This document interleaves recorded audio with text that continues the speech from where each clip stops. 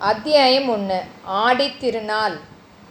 ஆதி அந்தமில்லாத கால வெள்ளத்தில் கற்பனை ஓடத்தில் ஏறி நம்முடன் சிறிது நேரம் பிரயாணம் செய்யுமாறு நேயர்களை அழைக்கின்றோம்.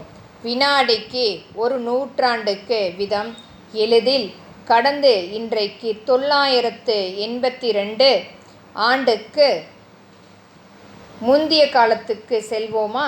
தொண்டை நாட்டுக்கும் சோழ நாட்டுக்கும் இடையில் உள்ள திருமுனைப்பாடி நாட்டின் தென்பகுதியில் தில்லை சிற்றம்பலத்துக்கு மேற்கே 2 காத தூரத்தில் அலைகடல் போன்ற ஒரு ஏரி விரிந்து பரந்து இருந்தது.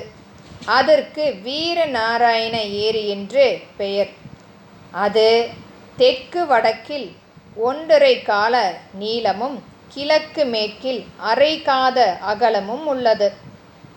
காலப்போக்கில் அதன் பெயர் சிதைந்து இந்நாளில் வீரநத்து ஏரி என்ற பெயரால் வழங்கி வருகிறது. இது புது வெள்ளம் வந்து பாய்ந்து ஏரியில் நீர் நிரம்பி ததும்பி நிற்கும் ஆடி ஆவணி மாதங்களில் வீரநாராயண ஏரியை பார்ப்பவர் எவரும் நம்முடைய பழந்தமிழ் நாட்டு முன்னோர்கள் தாங்கள் காலத்தில் சாதித்த அரும்பெரும் காரியங்களை குறித்து பெருமிதம் வியப்பும் கொள்ளாமல் இருக்க முடியாது.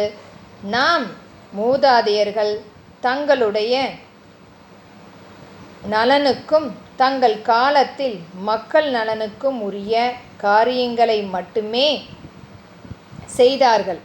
தாய் திருநாட்டில் தங்களுக்கும் பிற்காலத்தில் வாழையடி வாழையாக வரப்போகும் 1000 கால சந்ததிகளுக்கும் நம்மை பயக்கும் மாபெரும் செயல்களை நிறைவேற்றிவிட்டு போனார்கள் அல்லவா?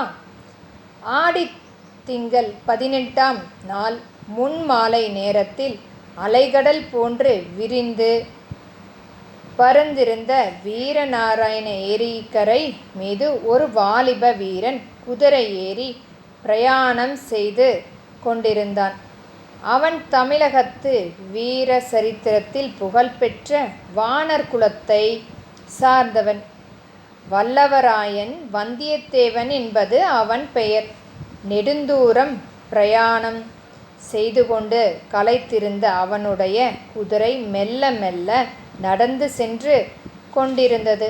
அதை பற்றி அந்த இளம் வீரன் கவலைப்படவில்லை. அகண்டமான அவன் வீரநாராயண ஏரியின் தோற்றம் அவன் உள்ளத்தை அவ்வளவாக வசீகரித்திருந்தது.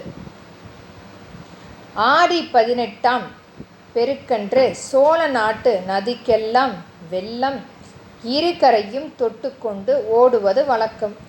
அந்த நதியிலிருந்து தண்ணீர் பெரும் ஏரிகளில் பூர்ணமாக நிரம்பி கரையின் உச்சியை தொட்டுக்கொண்டு அலைமோதி கொண்டிருப்பது வழக்கம். வடகாவேரி என்று பக்தர்களாலும் கொள்ளிடம் என்று பொது மக்களிலும் வழங்கப்பட்ட நதியிலிருந்து வட ஆற்றின் வாயிலாக தண்ணீர் வந்து வீரநாராயண ஏரியில் பாய்ந்து அதை பொங்கும் கடலாக அங்கிருந்தது. அந்த ஏரியின் 74 கணுவாய்களின் வாயிலாக தண்ணீர் குபுகுபுவென்று பாய்ந்தது. சுற்றி பக்கத்தில் நெடுந்தூரத்துக்கு நீர்வளத்தை அளித்து கொண்டிருந்தது. அந்த ஏரி தண்ணீர் கொண்டு கண்ணுக்கெட்டிய தூரம் உழவும் வரை நடவும் நடந்து கொண்டிருந்தது.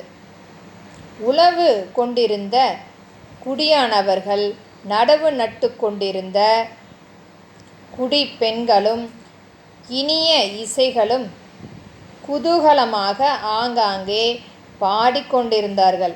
இதையெல்லாம் கேட்டுக்கொண்டு வந்தியத்தேவன் களைத்திருந்த குதிரையை விரட்டாமல் மெதுவாகவே போய்கொண்டிருந்தான். ஏரிக்கரை மீது ஏறியதிலிருந்து அந்த ஏரிக்கு 74 கணுவாய்கள் உண்டு என்று சொல்லப்படுவது உண்மைதானா என்று அறிந்து கொள்ளும் நோக்கத்துடன் அவன் கணுவாய்களை எண்ணிக் கொண்டே